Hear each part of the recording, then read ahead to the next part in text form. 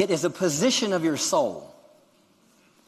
It's a position of your mind. It's a position of your will. It's a position of your emotions. And so because of the way, the trial of the way, because of bottom line, life. Bottom line, just life. Because of just life. Because of what they were going through, they were impatient. And I love the Amplified that says they were depressed, much discouraged. You see, what happens is through everyday life, if all you're doing is focusing on natural things, it's going to bring you lower and lower and lower. You know what? And it's not more natural things that are going to bring you up. A relationship won't bring you up. A substance won't bring you up. Money won't bring you. There's nothing in the natural that's going to bring you up. It's going to bring you lower, lower, and lower. Because what? Flesh can only bring forth flesh. And spirit brings forth spirit.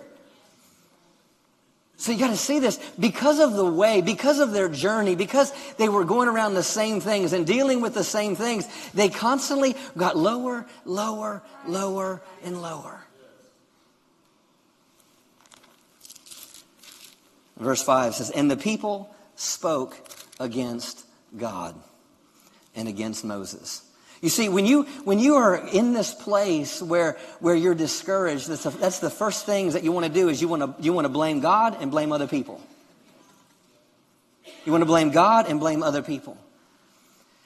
And, if you understand anything about the Old Testament, they didn't have, because it goes on, it talks about how God sent fiery serpents.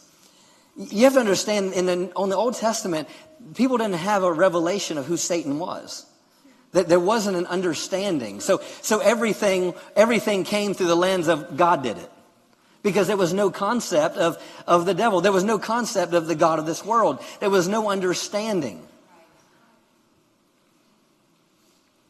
of what was going on and the things that were taking place. So what happened because of the trial of the way, because of their being discouraged, because of the different things they were doing, they opened themselves up to the elements that were already there.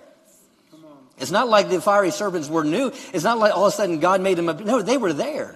The thing is they got their eyes off certain things and started focusing on the wrong things.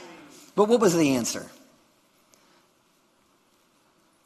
Verse 8, and the Lord said to Moses, make a fiery serpent of bronze and set it on a pole, and everyone who's bitten when it looks at it shall live. And Moses made a serpent of bronze and put it on a pole, and if the serpent had bitten any man, when he looked to the serpent of bronze, attentively, expectantly, with a steady and absorbing gaze, he lived. Now look at this. Here, because of the way, because of them going through life, they were discouraged. And it said, if anyone was bitten by, has life ever bitten you? Has life ever put you in a position that you wish you never were in? Am I the only one? Thank you, Richard. I see a few hands over there. Some honest people in the place. But what was the answer? The answer was looking at that pole.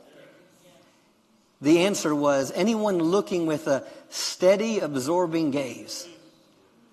You see, they were constantly looking at the way. They were constantly looking at what wasn't working. They were constantly looking at the things that had taken place, and it pushed them lower, lower, and lower until the environment started to destroy them.